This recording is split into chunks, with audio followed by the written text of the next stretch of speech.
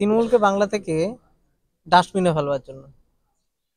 তো আপনাদের আগামী কি কি আদর্শ কর্মসূচি কি নিয়ে আছে? আপনারা এগোচ্ছেন? আমাদের আদর্শ হচ্ছে বাংলায় শিল্প চাই, যুব সমাজকে নেতৃত্ব দেওয়ার জন্য তাদের নতুন নতুন মুখ চাই। সেই পুরাতন মুখ, বাবার বাবার ছেলে নেতা হবে, এই মুখ, এই পরিকাঠামোটাকে সরিয়ে নতুন যারা যুবক আছে তাদেরকে নেতৃত্ব দেওয়ার জন্য একটা প্ল্যাটফর্ম। এবং শিল্প ছাড়া বাংলার ভবিষ্যৎ নেই। শিল্প বাংলায় দরকার, big skill, small skill.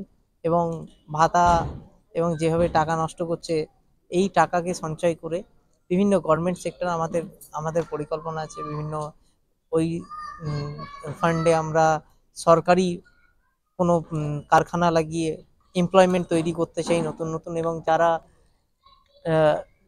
Labour Malda, Murshidabad বিভিন্ন জায়গা থেকে লেবার সাপ্লাই হচ্ছে, মানে যেভাবে গরু ছাগল সাপ্লাই হয় সেইভাবে লেবার সাপ্লাই হচ্ছে বাংলা থেকে মহারাষ্ট্র এবং গুজরাটে, সেই মানুষগুলোকে আমরা এখানে এনে কাজ দিতে চাই।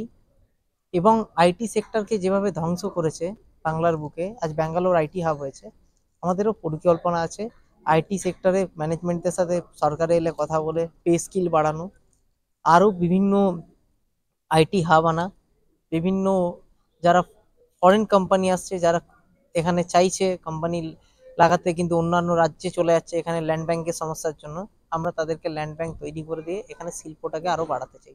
যুব এবং ধর্ম নিয়ে আমরা বিভাজন একদমই চাই না, কারণ ধর্মের ভিত্তিতে আমরা দেখেছি যারাই ধর্ম নিয়ে করেছে, তৃণমূল মুসলিম ভোট নিয়ে খেলাফেলি করে, কিন্তু মুসলিমদের শুধু বোমা মারার কাজ ছাড়া কিছুতে লাগে না। আপনারা দেখতে পাবেন 6-7 মাস পর ভাঙড়েই বোমাবাজি চলে আসে ভোটের সময়। কারা করে? মহামেডানদের দিয়ে করায়। মহামেডানদের ভোট ব্যাংক আর বোমা ব্যাংক, এই দুটোতে কাজে লাগায়। আমরা মহামেডানকে কাজে লাগাতে চাই শিক্ষা ব্যাংক, চাকরির ব্যাংক, এই হিসেবে যে আমরা চাকরি দিতে চাই, আপনাদের প্রপার এডুকেশন, আপনাদের লাইফস্টাইল, আপনাদের যে ক্লিনলেস করতে চাই, যে আপনাদের ভাবনা চিন্তা আপনার, আমরা শহরকে দুর্গন্ধমুক্ত এবং ক্লিন রাখতে চাই।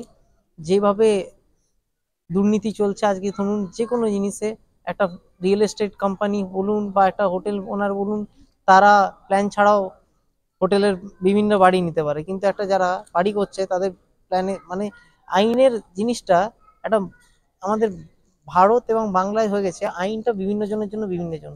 হ্যাঁ, বড় লোকের জন্য আলাদা আইন, গরিব লোকের মধ্যবিত্তদের জন্য আলাদা আইন, এই জিনিসটা চাই না। প্ল্যান যদি দরকার হয়, প্রপার প্ল্যান, আমাদের সরকার এলে প্রপার প্ল্যানের জন্য আমরা বিভিন্নভাবে উদ্যোগী হব। ওকে, আমি কারাপশন থেকে কারাপশন কমানোর দিকে যাব, কারণ কারাপশন ফ্রি। আমি আগেও বলেছি, মাতালকে এমন সহজে মদ ছাড়ানো যায় না। কারাপ্টেড মানুষ এবং কারাপ্টেড নেতাদের সহজে, আধিকারিক বলুন, সবাই তো কারাপ্ট।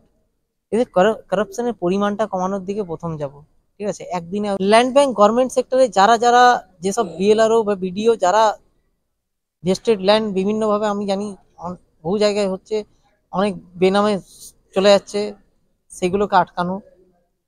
এবং মানুষের সাথে কথা বলে, মানুষের পারমিশন নিয়ে, মানুষের এনওসি নিয়ে, কোনো শিল্প যদি মার্কড হয় যে এই জায়গায় আসতে চায়, সেখানের মানুষকে নিয়ে বসে এবং সেখানে কর্মসংস্থানের মাধ্যমে সেই জায়গাকে অধিগ্রহণ হবে। এবং সেই কোম্পানিকে দিয়ে আমরা ল্যান্ড ব্যাংক তৈরি করে আমরা শিল্প আনবো। আমাদের দল মালদার হওয়া নেই, আমাদের নামদার আর কামদার হওয়ার ইচ্ছা আছে। আমরা এইটা হতে এসেছি, আমরা এর জন্য বদ্ধপরিকর। আমরা বিভিন্ন দুর্নীতি বন্ধ করব, কয়লা দুর্নীতি না। আমি কোনো দলে স্বচ্ছতা বিচার করার কেউ নই। এবং সিপিএম কতটা স্বচ্ছ যদি হতো, তাহলে 35 বছরের সরকার চলে যেত না। কতটা স্বচ্ছ সেটা দেখাই যাচ্ছে। এবং সিপিএম স্বচ্ছতার যদি এত পরিমাণ হতো, সিপিএম এর সিট জিরোতে দাঁড়াতো না। এটা বলছি না যে সিপিএম এর ভালো নেতা নেই, দলটা খারাপ, নেতা হয়তো অনেক ভালো আছে, কিন্তু এই দলকে মানুষের কাছে গ্রহণযোগ্যতা একদম জিরো নয়, -0-তে চলে গেছে।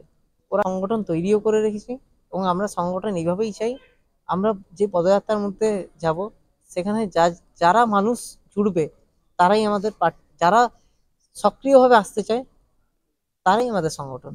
এবং যুব সমাজ আমাদের কাছে প্রধান প্রাধান্য। এবছর আপনাদের এখনো উম, আমরা 294টা, একটা রাজনীতিক নেতা হিসেবে আমি তো বলবো 294টাই, যখন আমার তৃণমূলের সাথে লড়াই। এরপর আমরা 294কেই টার্গেট করে চলছি, এবং 294 সিটের মধ্যে এবার কারা মুখ বেরোবে সেটা তো আগামী দিন বোঝা যাবে। কারণ পলিটিক্স হচ্ছে ডে বাই ডে খেলা। আজকে আছে, হ্যাঁ, কালকে ওর থেকেও ভালো মুখ আসতে পারে, কিন্তু আমার কাছে ভালো মুখটা বড় প্রাধান্য। ওই কয়লা চোর, গরু চোর, হ্যাঁ, তৃণমূলে থেকে বিজেপির সাথে সেটিং করে, দিনে বিজেপি করে, রাতে তৃণমূল করে। আবার তৃণমূল থেকে ভাবনা চিন্তা করে অনেক তো কামিয়ে নিচ্ছি, ডিসিবিআই ভয় আছে, আবার বিজেপি যাবো। এইসব ডিসলয়ালিটি পার্সন আমার কাছে চাই না, কারণ তারা আমার তলে গেলে দুদিন পর অন্য তলে চলে যাবে। লয়াল পার্সন চাই আমরা, নতুন মুখকে নেতা বানাতে চাই। মানে নেতা অল ওয়েলকাম, কিন্তু আমাদের কাছে সব থেকে প্রেফারেন্স হচ্ছে নতুন মুখ, যারা নতুন নেতা, আমরা নেতা ক্রিয়েট করতে চাই। কি ধরনের নেতা